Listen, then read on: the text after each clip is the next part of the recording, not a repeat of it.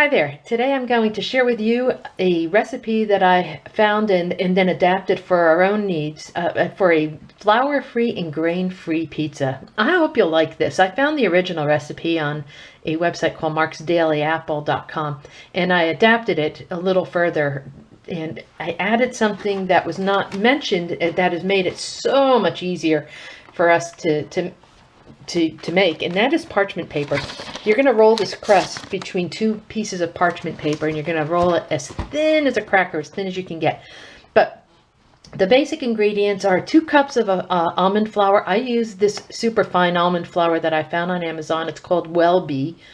And so I'm going to, for the whole recipe, I'll use 2 cups of that, 2 eggs, 2 teaspoons of extra virgin olive oil, and then you're going to use a teaspoon of salt. I throw in a little xylitol. That's not sugar, it's xylitol. I throw in a little bit of that, a little garlic powder, basil, crushed basil and crushed oregano into the crust as well. And then I just mix all that stuff up, roll it out really, really thin in between the 2 pieces of parchment, and I'll show you pictures of that. Then top with your toppings like normal, just a sauce and cheese and whatever else you'd like. Okay, so, one other quick note. Sometimes if I'm not making it for my husband and myself, it's so easy to just cut this recipe right in half. So in other words, just 1 cup of the flour, 1 egg, and half a teaspoon of the salt, and 1 teaspoon of the olive oil. Okay, let me get this mixed up, and we'll take it from there.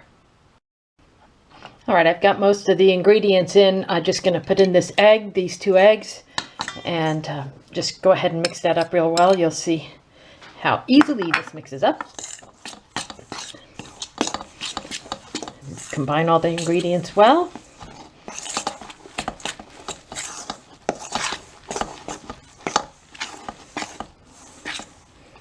Until you get a workable dough. We're gonna put this on top of parchment paper and roll it between 2 pieces of parchment paper. Get that back in there.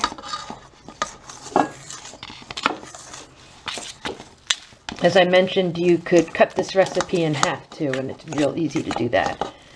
So you can use your hands if you'd like. It's about ready to roll. You can see it's not real thin. Holding together pretty well. Yep. Okay, we're ready to roll. And I'll show you that next. So I've mixed all the dough ingredients together until I was able to shape it into a ball. Put it on a large piece of parchment paper, and I'm going to cover it with another piece of parchment paper. And at this point, I'm just going to roll it. I'm going to roll it as thin as I can.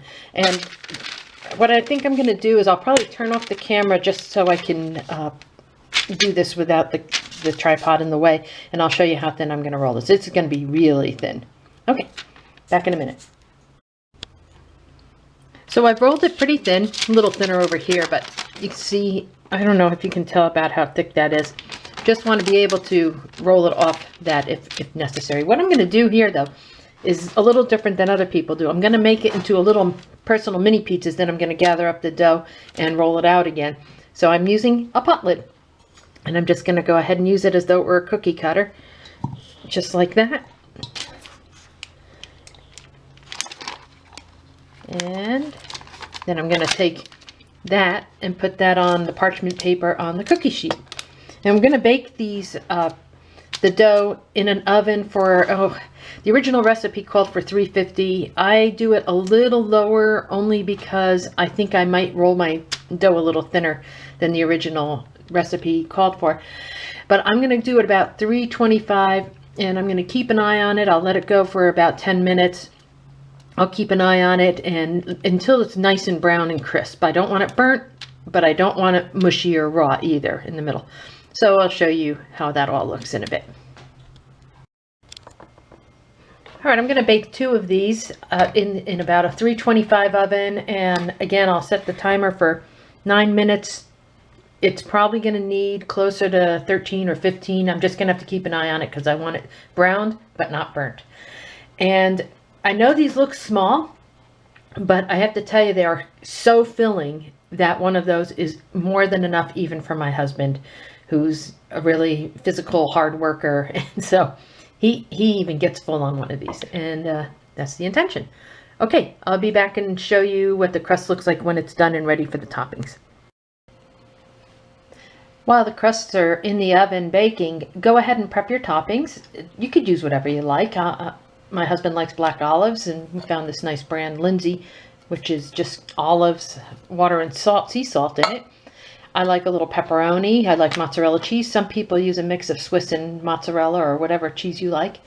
And since we were on the topic of grain-free and wheat-free, I did find this sauce. I think it's in most grocery stores. It does say it's gluten-free and there's no added salt and no added sugar.